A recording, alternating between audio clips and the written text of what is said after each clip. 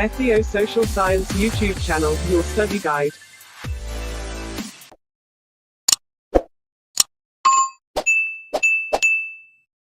ሃይ ሰላም እንዴት ናችሁ? የኢትዮ ሶሻል ዩቲዩብ ቻናል ተመልካቾች እንደተለመደው ዛሬ ይዤላችሁ የመጣሁት ሂስትሪ ግሬድ 12 ዩኒስትሪ ቀጣዩን ፓርት ነው። ርዕሱም ምን ይላል? 3.3 ኢጣሊያን አግሬሽንስ አጌንስት ኢትዮጵያ ኢን ዘ ባትል ኦፍ አድዋ 3.3.1 ፈርስት ስትሮንግሆልድስ ኦፍ ኢጣሊ ኢን ኢትዮጵያ እና በዚህ ትምህርት ርዕስ ላይ የምናየው ጣሊያን ኢትዮጵያ ላይ ያደረገችውን ጥቃትና ስለ ባትል ኦፍ አድዋ ነው እና ዛሬ የምናየው ደግሞ ፈርስት ስትሮንግሆልድ ኦፍ ኢጣሊ ኢን ኢትዮጵያ የሚለውን ርዕስ ይሆናል። The Italian government took control of Asab from the Rubatino shipping company in 1882. Then, in 1885, Italy occupied Mezzawa and began attempt to penetrate into the interior from the coast. እና ይሄ ማለት ከዚህ በፊት ቪዲዮ ላይ እንደተመለከት ነው ይመስለኛል ሂስትሪ ግሬድ 12 ዩኒት 3 ፓርት 3 ብዬ የሰራሁት ቪዲዮ አለ እና እዛ ላይ እንደተመለከት ነው የጣሊያን መንግስት በ1882 ፕራይቬት ኢጣሊያን ሺፒንግ ካምፓኒ ወይም ሮባቲኖ ካምፓኒ በፕራይቬት ሰው ተይዞ ነበረ ማለት ነው፣ በግል ተይዞ ነበረ እና እሱ ወደ መንግስት እንደተዘዋወረ በዛ ቪዲዮ ላይ ተመልክተን ነበር እና ከዚያም በ1885 ጣሊያን መጸዋን ተቆጣጠረች እና ከባህር ዳርቻ ወደ ውስጠኛው ክፍል ለመግባት ሙከራዎች ማድረግ ጀመረች ማለት ነው። እና ሌላኛው ደግሞ ጣሊያን የመረብ መላሽን ወይም የአሁኗ ኤርትራን ሃይላንድ ክፍሎችን ለመቆጣጠር ሙከራዎች አደረገች። ነገር ግን በአፄ ዮሐንስ አራተኛና የዛኔው የመረብ መላሽ ወይም የኤርትራ ገዢ በነበረው በራስ አሉላ እንግዳ ዘንድ ይሄ ድርጊቷ ተቀባይነት አልነበረውም እና በዚህ ምክንያት ጣሊያኖች ከዮሐንስና ከአሉላ ጋር ቀጥተኛ ግጭት ውስጥ ገቡ ማለት ነው። On 26 January 1887, Alula at a place called Dogali crushed an Italian contingent consisting of about 500 Italian soldiers, which were going as a reinforcement to the Sati fortress that he had attempted to attack. እና ይሄ ማለት በጥር 26 ቀን 1887 ራስ አሉላ እንግዳ ዶጋሊ በሚባል ቦታ 500 የሚጠጉ የኢጣሊያን ተጠባባቂ ወታደሮች ያቀፈውን የኢጣሊያን ጦር ደበደበ ማለት እና ለማጥቃት ወደ ሞከረው የሳቲ ምሽግ እንደማጠናከሪያም ሄደው ነበር ማለት ነው። እና ይሄ ለጣሊያን በኢትዮጵያ የመጀመሪያው ከባድ ሽንፈት ነበር እና ስለዚህም ከፍተኛ ጭንቀት ፈጠረ እና የጣሊያን የበቀል ፍላጎትም አነሳሳ ማለት ነው። በተጨማሪም የብሪቴን ገቨርንመንትን አስከፍቷል ማለት ነው። ሆኖም ጣሊያን በቀል ስትፈልግ ብሪቴን እንደ ሰላም ደላላ ጣልቃ ገብታለች ማለት ነው። በእርግጥም ጣሊያንን ደግፋ ነው ብሪቴን የገባችው ማለት ነው እና የብሪቴን መልእክተኛ የሆነው ጀነራል ፖርታል በህዳር 1887 ከዮሐንስ ጋር ተገናኙ ማለት ነው። ከዛም ለጣሊያን የጦር ካሳ እንዲከፈል ባሉላ እንግዳ የኤርትራው መሪ በነበረው ማለት ነው ኢትዮጵያ ይፋዊ ይቅርታ እንድትጠይቅ እና የተያዙ የጦር ጠረፎች ክልሎችን ወደ ጣሊያን እንዲሸጋገሩ ሐሳብ አቀረበ ማለት ነው። እናም የፖርታል ተልዕኮ አልተሳካም። ከዛም አፄ ዮሐንስ እነዚህን ሐሳቦች ከመቀበል ይልቅ ጦር ወይም የጦር ምርጫውን አወጀ ማለት ጦርነት ይሻለኛል እነዚህ ነገሮች ከመቀበል ብሎ ማለት ነው። በተጨማሪም የብሪቴንን ዲፕሎማሲያዊ ታማኝነትና ኢፍታዊነትን በማውገዝ ለንግስት ቪክቶሪያ ደብዳቤም ጽፎ ነበር ማለት ነው። እነማ አፄ ዮሐንስ ማለት ነው። Within a few weeks, about 18,000 men followed Johannes on his march across the Merov River to fight the Italians at their fortress of Sati in March 1888. The Sati confrontation didn't turn to actual fighting. However, because the Italians refused to come out of their fortified positions and meet the Ethiopian army in the open field, a deadlock was created that lasted for a month.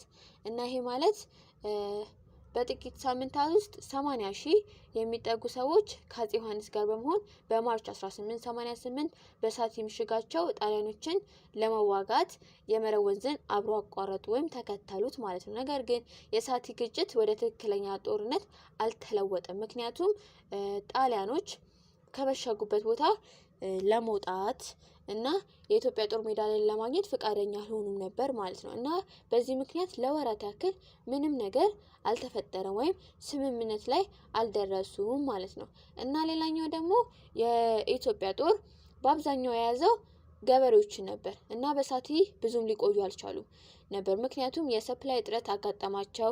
ስለዚህ ብዙም ሊቆዩ አልቻሉም ማለት ነው። ስለዚህ ወደ ቤታቸው መመለስ ነበረባቸው ማለት ነው። እንዲሁም የያዙት የሰፕላይ ግጭቱን ለረጅም ጊዜ ለማስቀጠል በቂ አልነበረም ማለት ነው። እናም ዮሐንስ ሁለት ምርጫዎችን አቀረበ። ማፈግፈግ ወይም ጣሊያኖችን ምሽጋቸው ላይ መምታት፣ ከሁለቱ መምረጥ ነበረበት ማለት ነው አፄ ዮሐንስ። ዮሐንስ was informed of the destructive invasion of Mahdi's troops as far as Gondar, as well as the rebellions of ንጉስ ምኒልክ and ንጉስ ተክለ ሃይማኖት against him።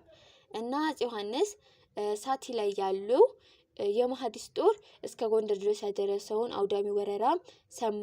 እንዲሁም ንጉስ ምኒልክና ንጉስ ተክለ ሃይማኖት በሱ ላይ ስላመጹበትም ሁኔታ ተነገረው ማለት ነው።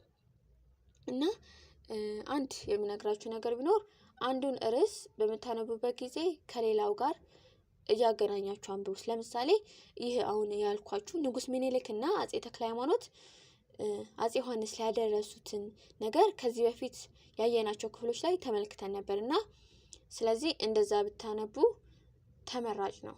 እና ወደ ትምህርታችን ስንገባ እና አፄ ዮሐንስ እንዳመጹበት ሰማ። ሌላ ደግሞ በጥቅምት ወር 1887 በፈረሙት የኒውትራሊቲ ስምምነት መሰረት ስለተቋቋመው የሸዋ ምኒልክና የጣሊያን ወዳጅነትም ግንኙነትም ሰማ ማለት ነው።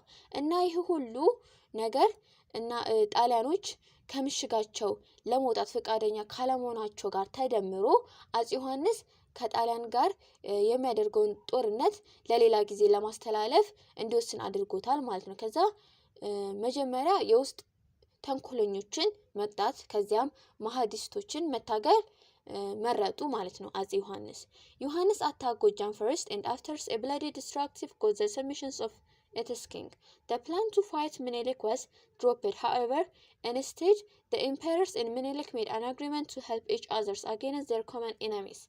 እና ይህ ማለት አፄ ዮሐንስ በመጀመሪያ ጎጃምን አታካረገ። ከዛ አፄ ምኒልክን ለማዋጋት የነበረውን እቅድ ቀየረው። ለምን ቀየረው ስንል አፄ ዮሐንስና ንጉስ ምኒልክ በጋራ ጠላቶቻቸው ላይ ለመረዳዳት ስምምነት ላይ ደረሱ ማለት ነው።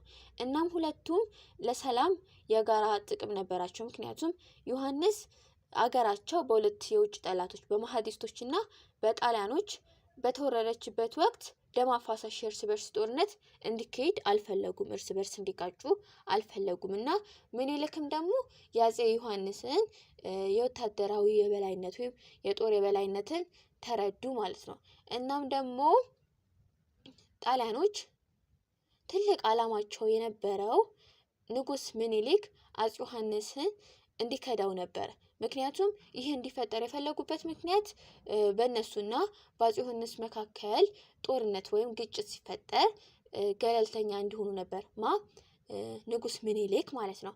እናም በጥቅምት ወር 1887 በተፈረመው የገለልተኝነት ስምምነት ቅድም እንዳልነው የኒውትራሊቲ ስምምነት ለምኒልክ 5000 ጠመንጃ ለመስጠት ቃል ገቡ። ከዛ በኋላ ቃል ገብተው ስምምነት ውስጥ ደረሱ ማለት ነው። ቢሆንም እነዚህ ጠመንጃዎች ለምኒልክ አልደረሱትም ነበር ማለት ነው። ስለዚህ ምኒልክ ከዮሐንስ ጋር ላለመጣላት በቂ የሆነ ምክንያት ነበር። ሌላ የምናየው ደግሞ 3.2 The birth of the Italian colony of ኤርትራ የሚለውን ርዕስ ይሆናል። ትሪቲ ኦፍ ውጫሌ ሳይንድ ቢትዊን ኢምፐረር ምኒልክ ኤንድ ዘ ኢጣሊያን ኢንቮይ ካውንት ፔትሮ አንቶሎኒ ኦን ቱ ሜይ 1889። ይህ ማለት በግንቦት 2 ቀን በ1889 በአጼ ምኒልክ እና በጣሊያን መልእክተኛ በካውንት ፔትሮ አንቶሎኒ መካከል የውጫሌ ውል ተፈራረሙ ማለት ነው። እና ይሄ ትሪቲ የኤርትራን ግዛት በጣሊያን ስር እንዲሆን አድርጎታል። ነገር ግን ይሄ የሆነው ከረጅም ዓመታት የጣሊያንና የሸዋ ግንኙነት በፊት ነበር ማለት ነው። እና በሚኒልክና በጣሊያን መካከል የነበረው ይፋዊ ግንኙነት እስከ 1876 ድረስ ነበር። ከዛ በማርኩስ ኦ አንቲኖሪ የሚመራው የጣሊያን ጂኦግራፊካል ሶሳይቲ ወይም ጂኦግራፊካል ማህበር ወደ ሸዋ መጡ። ከዛ የአንቲኖሪ ተልዕኮ የነበረው ሳይንሳዊ ጥናትን ሽፋን በማድረግ የቀኝ ግዛትን ለማስፋፋት መንገድ እንዲሆንለት ነበር ማለት ነው። አሁን የምነግራችሁ ጣሊያን ወደ ኢትዮጵያ እንዴት አድርጋ በምን በኩል ገባች የሚለውን ነው ማለት ነው። እና ሌላኛው ደግሞ አሰብ ለጣሊያን የጦር ሰፈር ቅርብ የሆነ ክልል ነበር። እና ሌላው ደግሞ የሸዋ ንጉስ ለአጼ ዮሐንስ ተቀናቃኝ ስለነበር ጣሊያን የኮሎኒያል አምቢሽኗን ወይም ፍላጎቷን ለማሳካት ሸዋን እንደ አጋር ወይም መሰረት አድርጋ ትወስዳት ነበር። እና ሚኒልክ በበኩሉ ከጣሊያን ጋር የፍሬንድሺፕ ግንኙነቱ አስፈልጎታል። ፍሬንድሺፕ የሆነ ግንኙነቱን አስፈልጎታል። ምክንያቱም ከውጭ የጦር መሳሪያ ማስገባት ስለሚፈልግ ከዛ ወደ ዙፋን በቀላሉ ለመግባት በማሰብ ነበር ማለት ነው። ይሄ ከጣሊያን ጋር ወዳጅነት የፈጠረው ማለት ነው አጼ ሚኒሊክ። Thus while Menelik gives a resting place near Ankober called Lit Marefia to the Italians, the latter agreed to post an agent at Asab who would buy a firearms for Menelik. እና ይሄ ማለት ቅድም እንዳልነው አጼ ሚኒሊክ ከጣሊያን ጋር ወዳጅነት መስርቷል ነበር። ስለዚህ ሚኒሊክ በአንኮበር አካባቢ ለጣሊያናውያን ልጥ ማረፊያ የሚባል ማረፊያ ቦታ ሰጧቸው። ከዛ ጣሊያኖች ደግሞ አሰብ ላይ ለሚኒሊክ የጦር መሳሪያ የሚገዛ ወኪል እንዲወክልላቸው ተስማሙ ማለት ነው። ይሄ የመጀመሪያው ትሪቲ ኦፍ ኮሜርስ ኤንድ ፍሬንድሺፕ ህብረታቸውን የበለጠ አጠንክሮታል ማለት ነው። This treaty was signed between King Menelik and Antonio of Italy in October 1883. The treaty includes provisions about consular exchange and an agreement on free trade, free movement of their nations, and freedoms of religious propagation.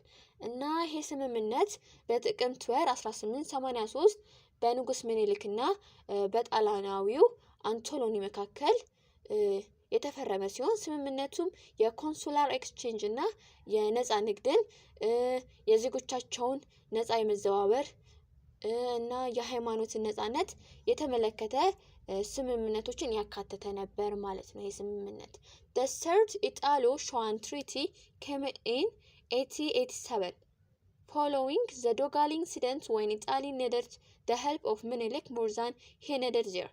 እና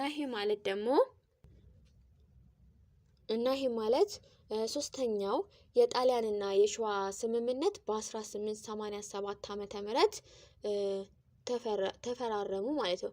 የተፈጸመው ጣሊያኖች የሚኒሊክን እርዳታ ከሚያስፈልጋቸው በላይ የሚያስፈልጋቸውን የዶጋሊ ክስተትን ተከትሎ ነበር ማለት ነው። እና ጣሊያኖች ወደፊት በዮሐንስ ላይ ለሚያደርጉት ጦርነት እንዲረዳቸው የሚኒሊክን ፍቃድ ለማግኘት ፈልገው ነበር ማለት ነው። ነገር ግን አጼ ሚኒሊክ ዮሐንስን ለመውጋት ፍቃደኛ አልሆኑም ማለት ነው። እና ከዛ ጣሊያኖች ምን አሉ? ባትዋጋው እንኳን ወይም ጦርነት ባገጥመው እንኳን እኛ ስንዋጋ ገለልተኛ ሆን አሉት እና አሳመኑት። ከዛ ማንንም ያሳመኑት አጼ ሚኒሊክን ማለት ነው። ከዛ ቀደም እንደተመለከትነው በጥቅምት ወር በ1887 ኮንቬንሽንስ ኦፍ ኒውትራሊቲ የተባለውን ውል ተስማሙ ማለት ነው። አጼ ሚኒሊክና የጣሊያን መንግስት ማለት ነው። እና ከላይ እንደተመለከትነው የሚኒሊክና የጣሊያን ግንኙነት ሚኒሊክ ዙፋንን ለማግኘት ጣሊያን ደግሞ የቀኝ ግዛቷን ለማስፋፋት ባላቸው ፍላጎት ላይ የተመሰረተ ነበር ማለት ነው። ሚኒሊክ የሚፈልገው ዙፋን፣ ጣሊያኖች ደግሞ የሚፈልጉት ግዛታቸውን ማስፋፋት ነበረ ማለት ነው። እናም ሚኒሊክ በመርህ ደረጃ የጣሊያንን ቅኝ ግዛት መስፋፋት ባይደግፍም ግን አፄ ዮሐንስን ከስልጣን ለማውረድ የግድ ጣሊያን ታስፈልገው ነበር ማለት ነው። The Treaty of ውጫሌ although signed after Menelik declared himself emperor was an extension of their old mutual interest and friendship. The ውጫሌ treaty was drafted by Antonio and signed by Menelik and Antonio in May 1889 in Menelik current camp እና ይሄ ማለት ደግሞ የውጫሌ ውል ምንም እንኳን ሚኒሊክ ራሳቸውን ንጉሰ ነገስት ካስባሉ ወይም ካወጁ በኋላ የተፈራረመ ቢሆንም የእርሱን የቀድሞ የጋራ ጥቅምና ወዳጅነት ማራዘሚያ ነበር ማለት ነው። እና የውጫሌ ስምምነት በአንቶሊኒ ተዘጋጅቶ በግንቦት ወር 1889 ዓመተ ምህረት በሚኒሊክና በአንቶሎኒ ተፈራረሙ ማለት ነው። The Treaty of ውጫሌ had 20 articles, but the two very significant ones in terms of their contribution to the subsequent Italo-Ethiopian conflict were Article 3 and 70, delimited the boundary between Italian occupied regions of Meremellash and the rest of Ethiopia. The village of Arafayli, Saganati, Asmara, Addi Yohannis from east to west served as a boundary line for the Italian possessions.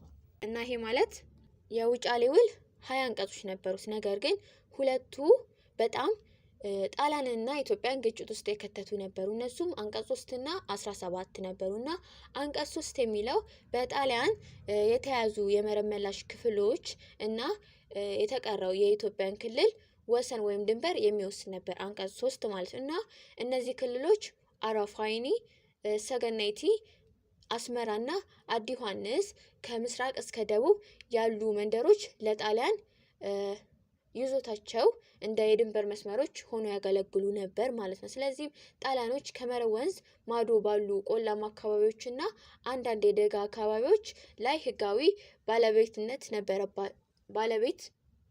ነበረች ማለት ነው ጣሊያን። እና ሌላኛው ደግሞ the territorial cessions of Menelik to the Italians were far from satisfactory to the Italian colonial dreams. They began to push beyond the borders defined in Article 3 of the ውጫሌ Treaty. Even more, they cheated Ras Mekonnen, the cousin of Menelik, who went to Italy to get the ratification of the whole treaty. እና ይሄ ማለት ደግሞ አፄ ሚኒሊክ ጣሊያኖች ላይ ያደረጉት የቴሪቶሪያል ሴሽንስ ለጣሊያን የቀኝ ግዛት ህልም አጥጋቢ አልነበረም ማለት ነው። እና በውጫሌ ስምምነት አንቀጽ 3 ላይ ከተገለጸው ድንበር በላይ መግፋት ጀመሩ። ጣሊያኖች ማለት ነው። ይባስ ብለው ውሉን ለማስደግ ወደ ጣሊያን የሄዱትን የሚኒሊክ ያጎት ልጅ ራስ መኮንንን አጭበረበሩት ማለት ነው። እና በጥቅምት 1 ቀን 1889 ተጨማሪ ስምምነት እንዲፈርምም አሳምነውታል ማለት ነው። እና የዚህ ዓላማ ደግሞ ድንበሩን በመግፋት ሽፋን ወደ መረብ ወንዝ የበለጠ ለመራመድ ሲሆን ይህም የተሻለ ወረራ ለማካሄድ ረድቷቸዋል ማለት ነው ጣሊያኖችን። Ended against the protest of Menelik, the Italians occupied the whole regions as far as the Merab rivers, which they declared as their colony of Eritrea on 1 January 1819.